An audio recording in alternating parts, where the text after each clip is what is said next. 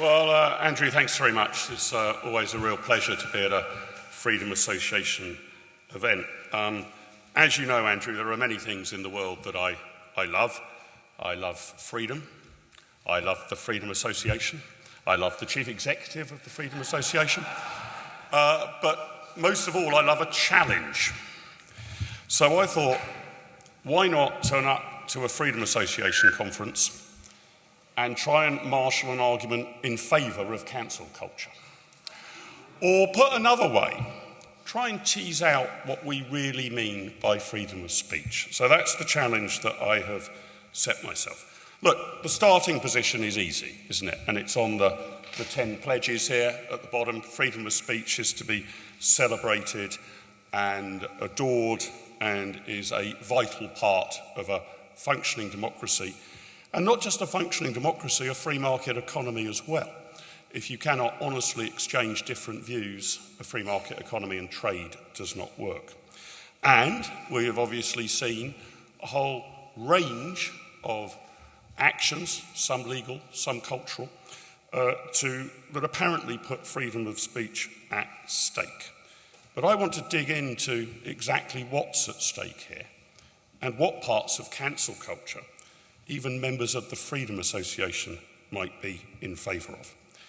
The first thing to say is, sometimes you hear people, I believe Elon Musk is one of them, calling himself a free speech absolutist, believing in untrammelled freedom of speech. I don't think you need to dig very deep before you realise that is a fiction. Virtually nobody believes in untrammelled freedom of speech. The usual example given is that you don't have the right to shout fire in a theatre. I think that's an absolutely hopeless example, because you clearly do have the right to shout fire in a theatre if there is indeed a fire. Indeed, it would be an obligation, not merely a right, to shout fire in a theatre. And secondly, but more crucially, and this is what I want to get to, it depends on the rules of the theatre. Some theatres insist that you're quiet at all times, others don't. That is to say, it's not a legal issue, it's a kind of property rights issue, what you're allowed to say in a theatre. So I'm not sympathetic to the absolutists, and then the critique is always you can't shout fire in a theatre. In fact, you can.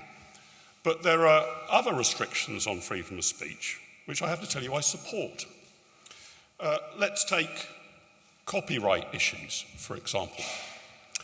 I don't believe I should have the legal right to pick up the 7 books written by J.K. Rowling about Harry Potter, just change one word in them, rename Harry Potter to Henry Potter, and then produce those works in my own name with one change. I don't believe I should have the freedom of speech to express that or write that. Those words belong to J.K. Rowling. She would rightly sue me for a breach of copyright if I tried to act in that way. So copyright, another property issue, can be a barrier on freedom of speech. As some of you may know who know me well, I'm a football fan. Well, that's actually an exaggeration. I'm a supporter of Southampton Football Club, which is a rather different thing. But that does involve me watching matches of association football quite regularly. There are quite serious restrictions on what I'm allowed to say in the stadium. You might say these restrictions are too harsh. You can certainly be thrown out, indeed banned from the stadium, if you use racist or offensive language. I think they probably overinterpret that. I've never been pulled out for that.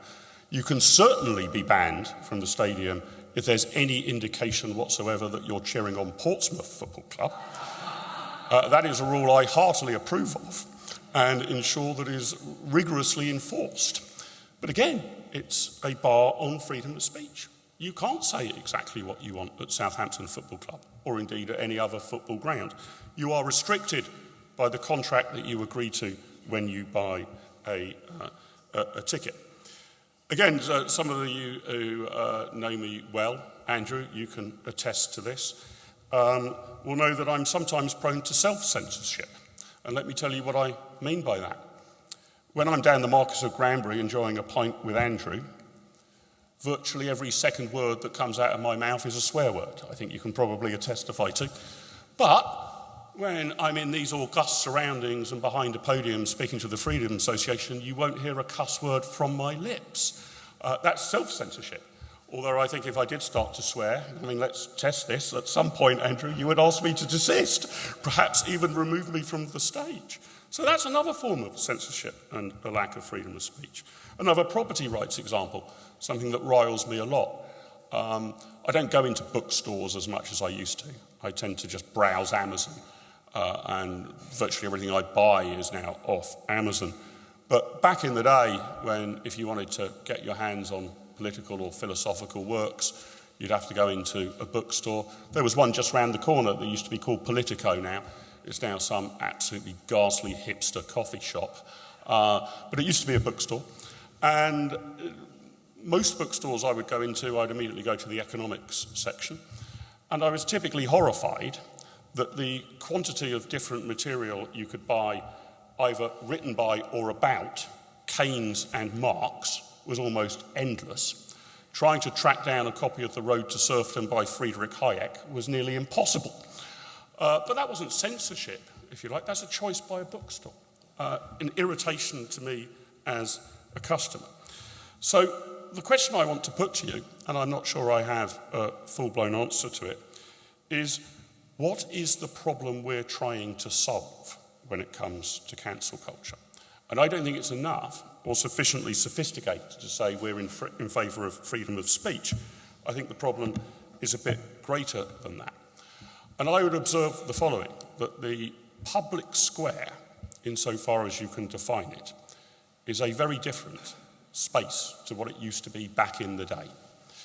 Again, those of you who know me well might know, I'm in my late 40s, or my very late 40s. Okay, I'm 51.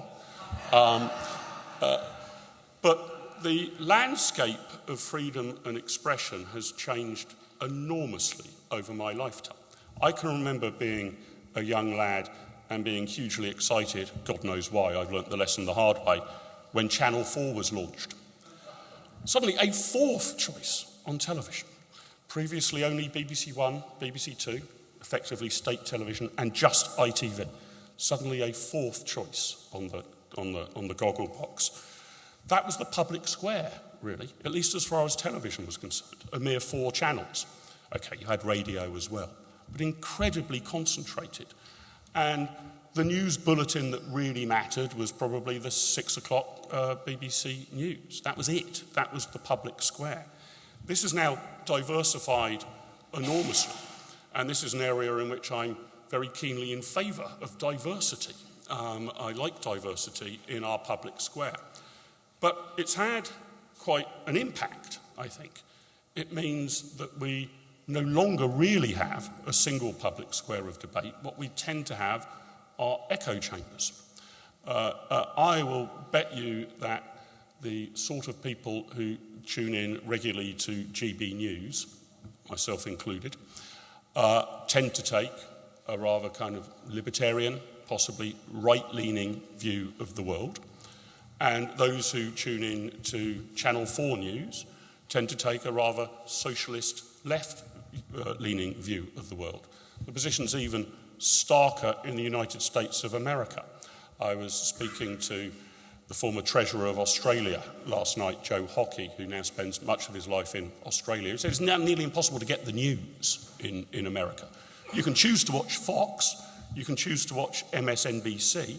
CNN used to be the neutral brand, that swung massively to the left. There is no public square left. And I think that poses real challenges for those of us who believe in freedom of speech. It's a cultural challenge, and that's what I want to come back to. Social media, similarly. X, the pop star formerly known as Twitter. I don't know how you actually are supposed to describe X now. Facebook, YouTube. Are these publishers, or are they merely platforms? Should we consider something that we put up on X to be the equivalent of us graffitiing on a wall, in our own words, with permission, in which case the owner of the wall allows you to say whatever you want, scrawl whatever you want? Or are they publishers? Is X or Facebook or YouTube really the equivalent of a newspaper or a television station? And if it is, should it be regulated as such? These are, in my view, publishers. They take their own stance on things, and they cancel people. Should Donald Trump be allowed to post on Twitter? You might say yes, you might say no, but who should decide? In my view, the owners of Twitter should decide, and it is legitimate for him to be cancelled if that is in their, if they believe that in their best interest.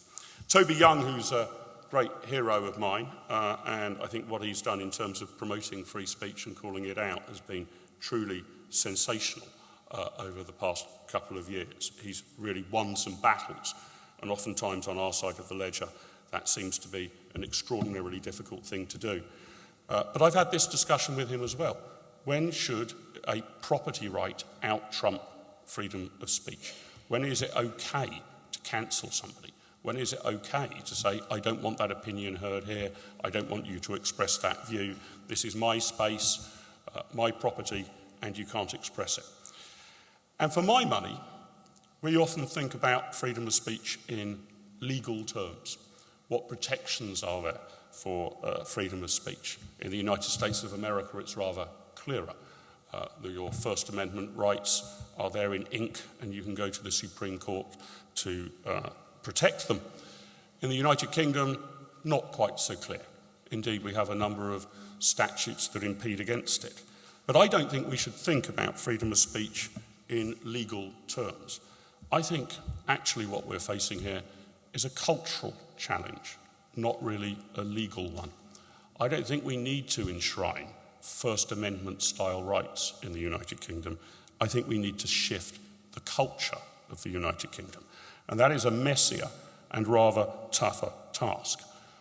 I went to university back in the early 1990s, and already the first trappings of cancel culture were there.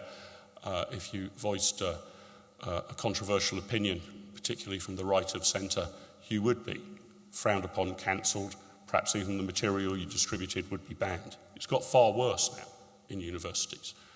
I don't think people go to university really to be taught or learn anymore. They seem to go to university for 3 years to be wrapped in cotton wool and spend every waking moment trying to find things that they are offended by. If people wish to spend their time doing that, I won't stand in their way. But that's a cultural issue. I think that we need to find a way in Britain in which we actually celebrate people being offended. I think it's perfectly all right to be offended. I think it's a necessity on occasions to be offended. But culturally, we now watch our words for fear that they might cause offence. I don't think that is a legal issue. I think it's a cultural one. So if we're going to win the battle for freedom of speech, I think we should worry a bit less about who cancelled who and where, because I think oftentimes those people have the strict property rights to do it. I think that we need to actually switch the population of the United Kingdom to be a little less timid, a bit more robust, a bit more resilient, and actually wanting to hear the other side of the argument. And if we can crack that nut, then the 10th thing on your banner, Andrew, freedom of speech, will prevail, whatever the law says. Thanks for your time and attention.